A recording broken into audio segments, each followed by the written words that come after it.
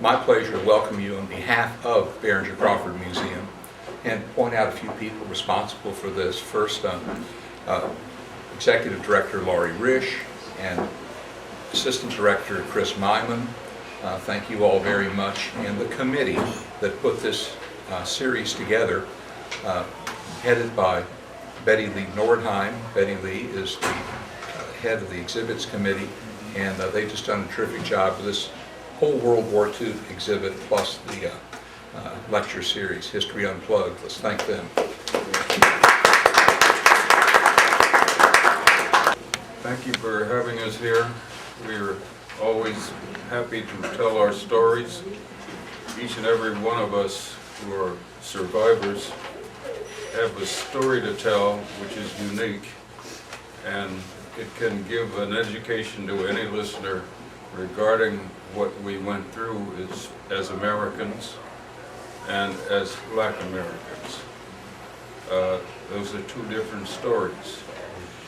I was taught as a child, my father and mother both taught me as a child that you're an American first and nobody else can take that away from you. And it's up to you to insist on being recognized of what you are.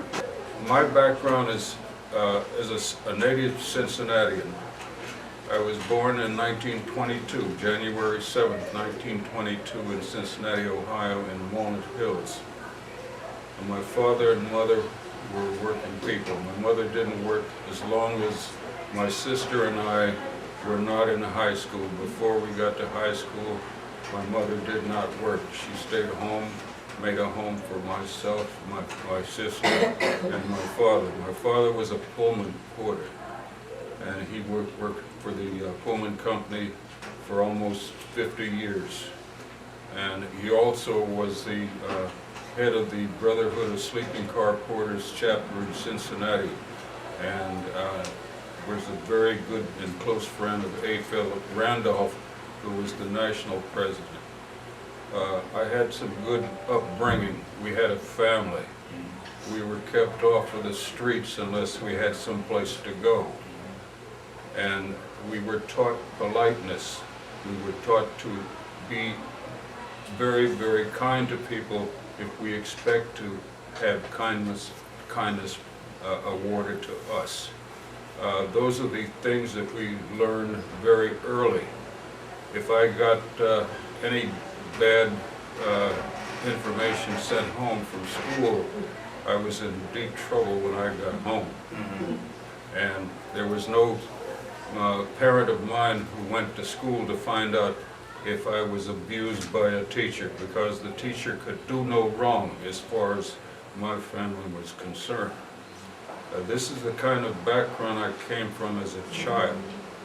When Pearl Harbor happened, I happened to be on my knees, and my elbow on the bench, my head in the radio, listening to announcements coming up, and suddenly the announcement came that the Japanese had bombed Pearl Harbor. It was 4 o'clock in the afternoon on a Sunday.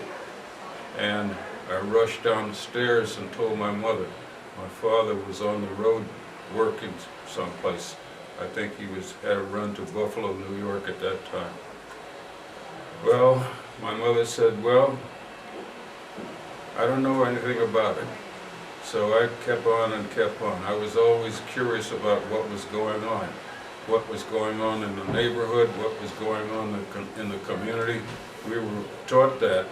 We learned very soon that we were a part of a neighborhood, and we were interested, or had to be interested in what went on in that neighborhood. So consequently, I was very curious. At that time, I was 19 years old. And so consequently, when my father came home, I said, I want to go into the service to help because I know that there's going to be a draft. He says, I don't want you to go. I said, but I got to go. He says, no, you can't go. I said, why? He said, I don't want you to get hurt. I said, everybody gets hurt sometimes, Dad. he says, "You don't know what I'm talking about." And then he told me his story. He said, in World War I, he volunteered to go into the Army. And when he went down to volunteer, they told him it was a white man's war and that he wasn't needed and he was not wanted. So he took up a job with the Pullman service, and then he got drafted. And when he went to the draft board, he said, "I'm in a necessary service, and as far as I'm concerned, it's still a white man's war." And so he didn't go to war, and he held that little chestnut close to him all that time. I said, well, to myself, he always told me I was hard-headed. Okay, maybe. I went to the boss. I went to my mother. I said, "Mom, it's going to make a man out of me or a bum out of me. Please let me tell Dad to sign me up." In those days, you had to be 21 to get into the Army. You could be 17 and go into the Navy, but the Army meant you had to be signed over by an adult.